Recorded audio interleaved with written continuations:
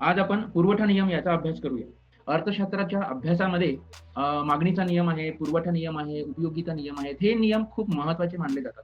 अर्थात याकरिता की कारण हे जे नियम आहेत याचा जर का अभ्यास आपण केला पहिल्यांदा, तर अर्थशास्त्रामध्ये सर्वसाधारणपणे कशाचा अभ्यास होतो, काय-काय आहे ते आपल्याला समजण्यास सोपं जाते किंवा उपयुक्त जाते. मी यापूर्वी म्हणजे मागच्या लेक्चरला सुद्धा सांगितलेलं आहे, की ॲक्चुअली आपण दुसऱ्या युनिटपासून सुरुवात केलेली आहे. पहिल्या युनिटचा जो भाग आहे हा नंतरचा आपण नंतर पाहणार आहे. म्हणजे अर्थशास्त्र म्हणजे काय? अर्थशास्त्राची व्याख्या काय? ह्या सगळ्यांचा अभ्यास आपल्याला करायचा आहे. परंतु अर्थशास्त्रात नेमका कशाचा अभ्यास केला जातो आणि त्या अर्थशास्त्राचे स्वरूप कसे आहे हे आपल्याला समजावे यासाठी पहिल्यांदा अर्थशास्त्रामध्ये जे काही नियम आहेत, हे 2-3 नियम, या नियमांचा अभ्यास आपण सुरुवातीला करून घेऊ. त्या दृष्टिकोनातून मागच्या लेक्चरला आपण मागणीचा नियम हा अभ्यासलेला आहे. आज आपण पुरवठ्याचा नियम अभ्यासू किंवा पुरवठा नियम म्हणजे काय याचा अभ्यास करूया. ठीक आहे. तर पुरवठा नियम हा असं सांगतो, की इतर परिस्थिती स्थिर असता वस्तूच्या किमतीतील बदलाच्या समदिशेने पुरवठा बदलतो. अगदी मागणी आणि पुरवठा ह्या 2 विरुद्ध संकल्पना आहेत. मागच्या लेक्चरला आपण पाहिलं होतं, की मागणीचा नियम. या मागणीच्या नियमामध्ये काय सांगितलंय, की इतर परिस्थिती स्थिर असता वस्तूच्या किमतीतील बदलाच्या व्यस्त दिशेने मागणी बदलते. बाकी संपूर्ण व्याख्या जशीच्या तशी आहे लक्षात ठेवा. म्हणजे तुम्हाला अभ्यास करण्यासाठी सुद्धा सोयीचं जाईल. मागणीच्या नियमामध्ये म्हटलंय की इतर परिस्थिती स्थिर असता वस्तूच्या किमतीतील बदलाच्या व्यस्त दिशेने मागणी बदलते. ओके. हा हा एवढाच शब्द फक्त व्यस्तच्या ऐवजी या ठिकाणी आलेला आहे सम दिशेने पुरवठा बदलतो. एवढाच फरक या ठिकाणी झालेला आहे. म्हणजे इतर परिस्थिती स्थिर असता वस्तूच्या किमतीतील बदलाच्या सम दिशेने पुरवठा बदलतो. याचाच अर्थ असा की किंमत वाढल्यास पुरवठा वाढतो व किंमत कमी झाल्यास पुरवठा कमी होतो. ही साधी गोष्ट आहे. जेव्हा आपण बाजारामध्ये वगैरे जातो त्या ठिकाणी आपल्याला याची संकल्पना सुद्धा ही कल्पना सुद्धा येत असते. आपण आपल्यापैकी बरेचसे विद्यार्थी शेतकऱ्याची मुलं आहोत किंवा आपण कधी काही छोटाफार एखादा घरगुती व्यवसाय जरी करत असाल तरी हे लक्षात येतं. आपण समजा एखादी वस्तू तयार केली आणि ती जर विकायची आहे तर ही केव्हा विकणार आहे आपण? ही तेव्हाच विकणार आहे जेव्हा वस्तूची किंमत आपल्याला जास्त मिळते आणि वस्तूची किंमत जर जास्त मिळत असेल तर आपल्याला नफा जास्त मिळतो आणि नफा जर जास्त मिळत असेल तर आपण पुरवठा वाढवतो. पण जर वस्तूची किंमत कमी असेल तर आपला नफा कमी होतो आणि हा नफा कमी झाल्यामुळे पुरवठा सुद्धा कमी होतो. ही साधी संकल्पना लक्षात घेऊन डॉक्टर मार्शल यांनी हा पुरवठ्याचा नियम सांगितलेला आहे. ठीक आहे. तर काय सांगतो की पुरवठा नियम इतर परिस्थितीत स्थिर असता वस्तूच्या किमतीतील बदलाच्या समदिशेने पुरवठा बदलतो. अगदी मागणी नियमाच्या अगदी विरुद्ध ही संकल्पना आहे. अर्थात ज्याप्रमाणे मागणीच्या नियमामध्ये जशी गृहीत आपण पहिली होती तशीच गृहीत त्या संदर्भातली किंवा पुरवठा नियमाची सुद्धा काही गृहीत आहेत. या गृहीत परिस्थितीमध्येच हा नियम लागू होतो. म्हणजेच काय की इतर परिस्थिती स्थिर असता हे जे आपण म्हटलेलं आहे इतर परिस्थिती स्थिर असता ही इतर परिस्थिती कोणती हे महत्वाचं आहे. ही इतर परिस्थितीमध्ये त्यामध्ये पहिला आहे स्थिर उत्पादन तंत्र. उत्पादनाचे तंत्र. आता उत्पादन तंत्र म्हणजे काय तर भांडवल प्रधान तंत्र आहे, श्रम प्रधान तंत्र आहे. उत्पादनाच्या प्रक्रियेमध्ये आपण कोणत्या तंत्राचा अवलंब करतो किंवा कोणत्या तंत्राचा वापर करतो यावरून हे तंत्र लक्षात येत असते किंवा हे तंत्र ठरत असते. एखादं उत्पादन केवळ मजुरांच्या सहाय्यानेच जास्तीत जास्त केला जात असेल. ओके. शेतीमध्ये बघा ट्रॅक्टरचा वापर केला तर ते झालं भांडवल प्रधान तंत्र. पण त्या ठिकाणी जर बैलजोडी, मजूर, नांगर हे जर परंपरागत साहित्यांचा जर आपण वापर केला तर ते झालं श्रमप्रधान तंत्र. हे तंत्र कोणतेही असो. पण पुरवठा नियमाचा जर आपल्याला अभ्यास करायचा असेल तर हा पुरवठा नियमाचा अभ्यास करत असताना उत्पादनाचे ते जे तंत्र आहे हे तंत्र स्थिर असले पाहिजे. त्यात बदल होता कामा नये. कारण जर उत्पादनाचे तंत्र बदलले तर त्याचा उत्पादन खर्चावर परिणाम होतो आणि उत्पादन खर्चावर परिणाम झाल्यामुळे नफ्यावर सुद्धा त्याचा परिणाम होतो. साधी गोष्ट आहे. ओके. लक्षात घ्या थोडंसं. आपण जर बैलजोडीच्या ऐवजी ट्रॅक्टरचा वापर केला तर आपला उत्पादन खर्च कमी येतो. म्हणजे सरासरी उत्पादन खर्च कमी होतो. कारण भांडवल प्रधान तंत्राच्या पद्धतीमध्ये येणारा जो उत्पादन खर्च आहे हा अनेक पटीने त्याचं काम वाढलेलं असते. अधिक लवकर त्याचं काम होत असते. श्रमाच्या आधारे जर आपण काम केलं तर त्याला बराच वेळ लागतो. बरोबर आहे. त्यामुळे काय होतं की भांडवल प्रधान तंत्रामध्ये उत्पादन खर्च हा वेगळा असतो, तो कमी असतो. परंतु पुरवठा नियम जर आपल्याला अभ्यासायचा असेल आणि म्हणून असं म्हटलं जातं की उत्पादनाचे तंत्र हे स्थिर असले पाहिजे. त्यात कोणताही बदल होता कामा नये. अन्यथा आपल्याला हा पुरवठा नियम अभ्यासता येत नाही. कारण जर उत्पादनाचे तंत्र बदलले तर उत्पादनाचा खर्च कमी होतो आणि किंमत कमी न होता किंवा किंमत न वाढता सुद्धा पुरवठ्यामध्ये वाढ घडून येऊ शकते. ओके. तर अशा प्रकारे हे उत्पादनाचे तंत्र स्थिर असले पाहिजे. हा पुरवठा नियमाचा पहिलं एक गृहीत आहे. त्यानंतर आहे स्थिर उत्पादकता. उत्पादकता ही स्थिर असली पाहिजे. उत्पादनाचे 3 नियम सांगितले जातात. आरासी उत्पत्ती नियम, वर्धी उत्पत्ती नियम आणि स्थिर उत्पत्ती नियम. ओके. तर ही जी उत्पादकता आहे ही स्थिर असली पाहिजे. उत्पादकता म्हणजे काय? ही उत्पादनाचे घटक जसजसे कामावर आपण लावतो तसं उत्पादनामध्ये होणारा बदल. समजा एक जास्तीचा मजूर कामावर लावला तर उत्पादनामध्ये किती वाढ होते हे त्यावरून उत्पादकता लक्षात येते. ओके.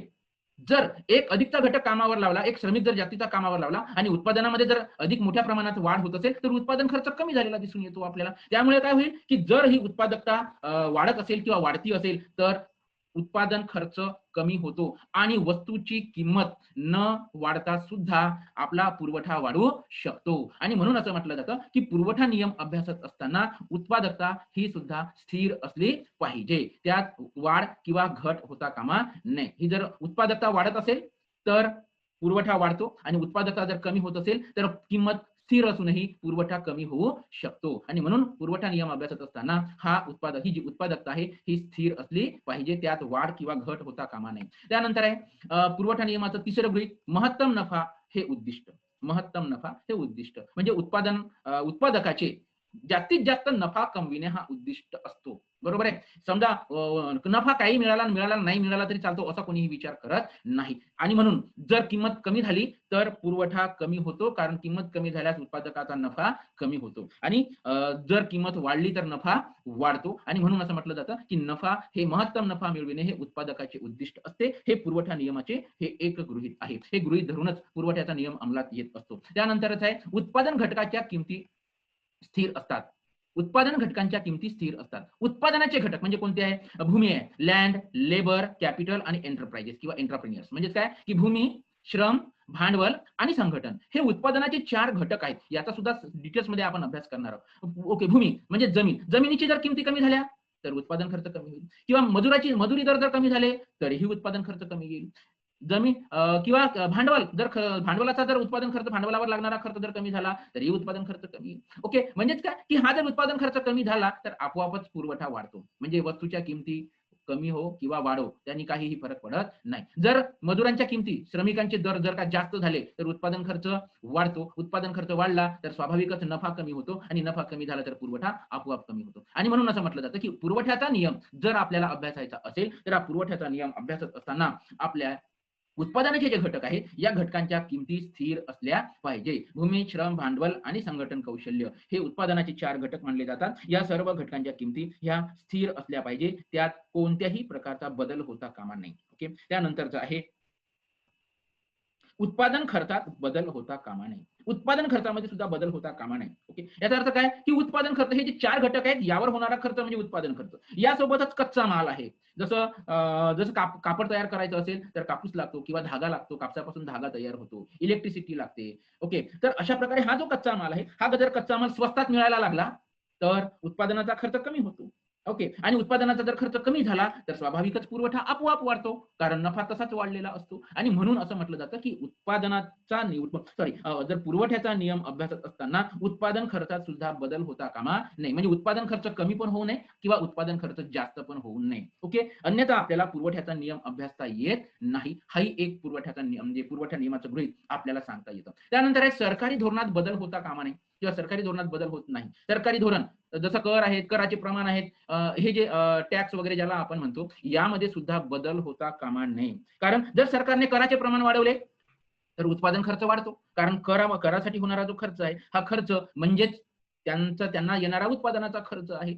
आणि म्हणून हे कराचे प्रमाण किंवा सरकारी धोरण सुद्धा स्थिर असले पाहिजे.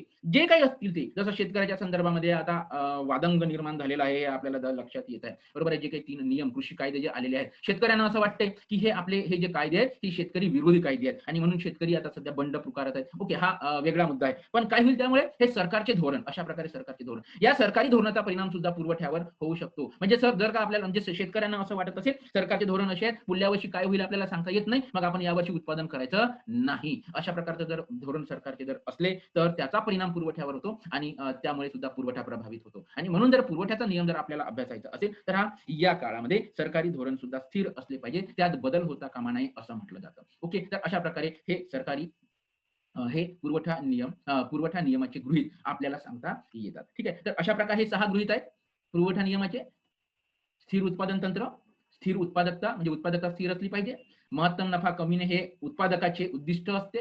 त्यानंतर आहे उत्पादन घटकाच्या ज्या किमती आहेत, भूमी, श्रम, भांडवल आणि संघटन या घटकांच्या किमती सर्व स्थिर असल्या पाहिजे. त्यात बदल होता कामा नये. त्यानंतर उत्पादन खर्चात बदल होता कामा नये. भूमी, श्रम, भांडवल आणि संघटन यावर होणारा खर्च पण स्थिर असला पाहिजे. त्यासोबतच कच्चा माल वगैरे ह्या ज्या गोष्टी आहेत, यावर सुद्धा होणारा खर्च हा स्थिर असला पाहिजे. त्यात बदल होता कामा नये आणि सरकारी धोरणात कोणताही बदल होता कामा नये. तर अशा प्रकारे हे 6 गृहीत आणि या 6 गृहीतांवर पुरवठ्याचा नियम अवलंबून आहे. आता हा जो नियम आहे, हा नियम कसा अंमलात येतो हे आपण या ठिकाणी अभ्यासूया. ठीक आहे. या ठिकाणी साखरेच्या पुरवठ्याचा पुरवठा, साखरेचा बाजारगत पुरवठा किंवा पुरवठ्याचे कोष्टक या ठिकाणी दर्शविलेले आहे. ओके. काय दिसत आहे या ठिकाणी? या ठिकाणी असं दिसत आहे, की साखरेची किंमत ₹30 असताना बाजारात 500 क्विंटल साखरेचा पुरवठा होतो. ₹30 किलो असताना साखरेची किंमत ₹30 किलो असताना बाजारात 500 क्विंटल साखरेचा पुरवठा होतो आहे. हा झाला त्याचा मूळ पुरवठा. समजा साखरेची किंमत ₹30 वरून ₹20 पर्यंत कमी झाली, तर साखरेचा पुरवठा 500 क्विंटल वरून 400 क्विंटल पर्यंत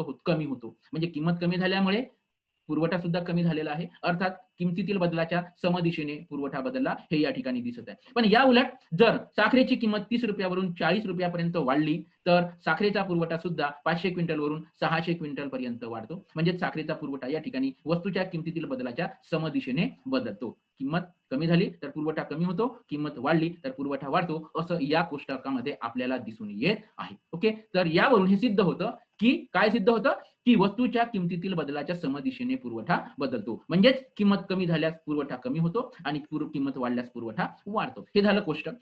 हेच उदाहरण किंवा हा नियम आकृतीच्या साहाय्याने सुद्धा आपल्याला अभ्यासता येतो. आकृतीमध्ये या ठिकाणी हा आडवा अक्ष आहे आणि एक उभा अक्ष आहे. आडवा अक्ष अक्ष हा आडवा अक्ष आणि अय हा उभा अक्ष. या उभ्या अक्षावर वस्तूची किंमत घेतलेली आहे किंवा वस्तूची किंमत मोजलेली आहे.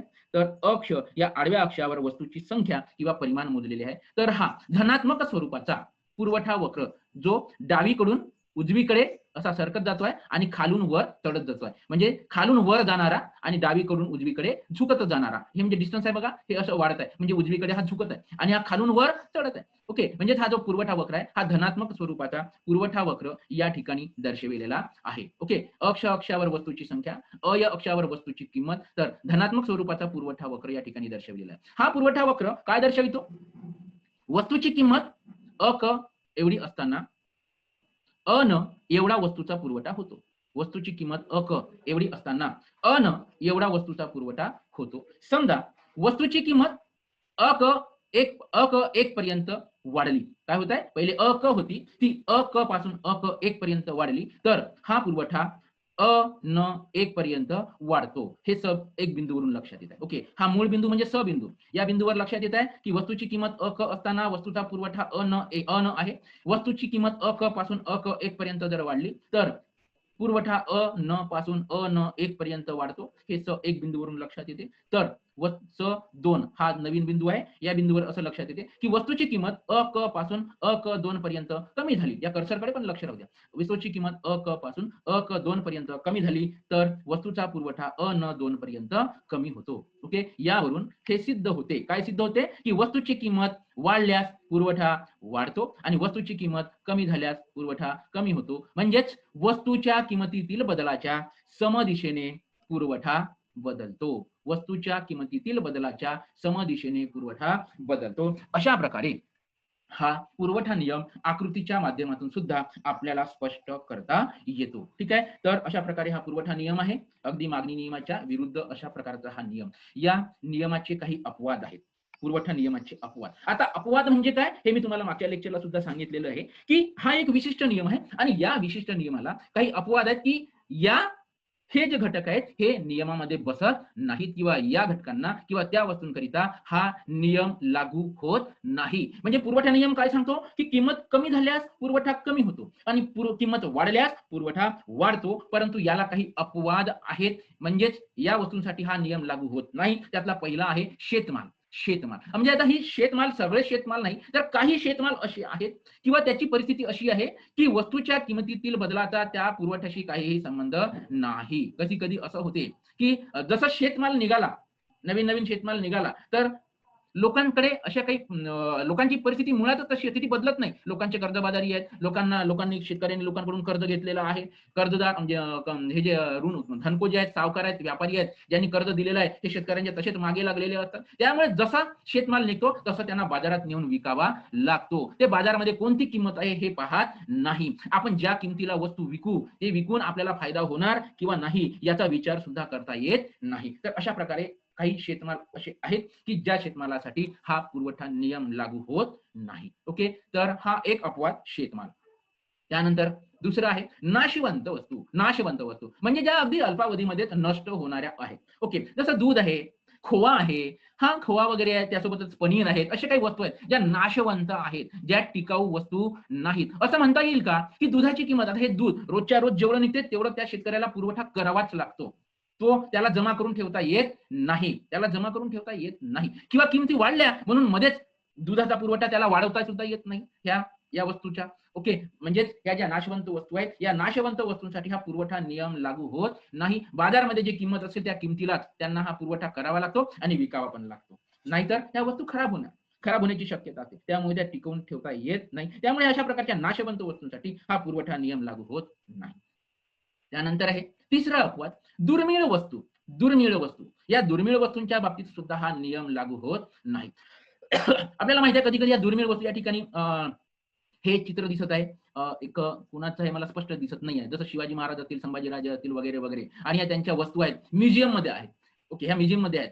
त्यातल्या काही वस्तू विकल्या पण जातात. म्हणजे जुन्या काळात लोकांनी विकल्या पण सुद्धा होत्या. ओके, हे जुने नाणे आहेत, नाणी. हे नाणी आहेत. हे बाजारात विकल्या जातात. आताही पण विकल्या जातात. ते मिळतात. ओके, हे छिद्र असलेले तांब्याचं नाणं आहे. हे सुवर्ण नाणी आहेत. जुन्या काळातले, प्राचीन काळातील नाणी आहेत. ह्या पोस्टाच्या तिकिटं आहेत.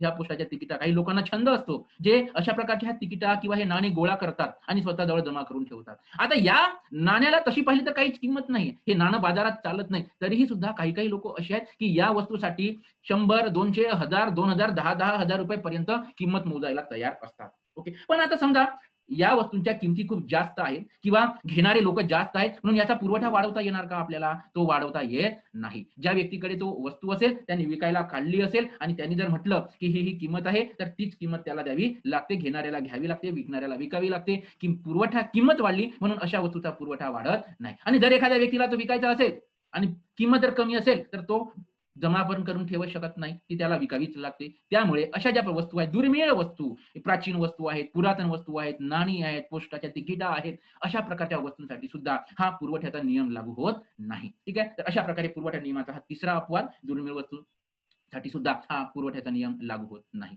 त्यानंतर आहे कलाकुसरीच्या वस्तू, ज्या हँडमेड वस्तू ज्याला आपण म्हणतो, हाताने तयार करण्यात येणाऱ्या वस्तू. ओके. या वस्तूंसाठी सुद्धा पुरवठ्याचा नियम लागू होत नाही. कारण वस्तूच्या किमती जरी वाढल्या, तरी अशा वस्तू ताबडतोब तयार करून बाजारात पाठवता येत नाही. ताबडतोब तयार करून बाजारात पाठवता येत नाही. आणि म्हणून ह्या ज्या वस्तू आहेत त्याला एक विशिष्ट कालखंड लागतो. त्या कालखंडामध्येच त्या वस्तू तयार होऊ शकतात. त्यामुळे अशा वस्तूंच्या पुरवठ्यावर अशा वस्तूंचा किमतीवर किंवा त्या पुरवठ्यावर काहीही परिणाम होत नाही. म्हणजे किंमत वाढली म्हणून पुरवठा वाढणार नाही किंवा किंमत कमी झाली म्हणून पुरवठा सुद्धा कमी होणार नाही. ठीक आहे. तर ह्या कलाकुसरीच्या वस्तूंसाठी सुद्धा पुरवठ्याचा हा नियम लागू होत नाही. त्यानंतर आहे तेजीची परिस्थिती. असं होते कधी-कधी बाजारात तेजीची परिस्थिती निर्माण होते. वस्तूच्या किमती वाढत असतात. वस्तूच्या किमती ह्या वाढत असतात. म्हणजे कमी-जास्त जरी होत असल्या, तरी त्या वाढण्याच्या परिस्थितीमध्ये असतात. तेजीची परिस्थिती अर्थात उत्पादन, उत्पन्न, रोजगार ह्या सगळ्या गोष्टींमध्ये वाढ घडून येत असते. अशा परिस्थितीमध्ये जर जर ह्या वस्तू सापडल्या, तरीही त्याचा पुरवठा ताबडतोब तयार होत नाही. म्हणजे वस्तूच्या किमती तर वाढतात. वस्तूच्या किमती तर वाढतात. म्हणजे कारण लोकांना रोजगार प्राप्त होतो, उत्पादन प्राप्त होते, उत्पन्न प्राप्त होते. त्यामुळे वस्तूच्या किमती वाढतात. परंतु ताबडतोब या वस्तूच्या किमती या वस्तूचा पुरवठा वाढवता येत नाही. त्यामुळे तेजीच्या परिस्थितीमध्ये सुद्धा हा पुरवठ्याचा नियम आपल्याला अभ्यासता येत नाही. तर अशा प्रकारे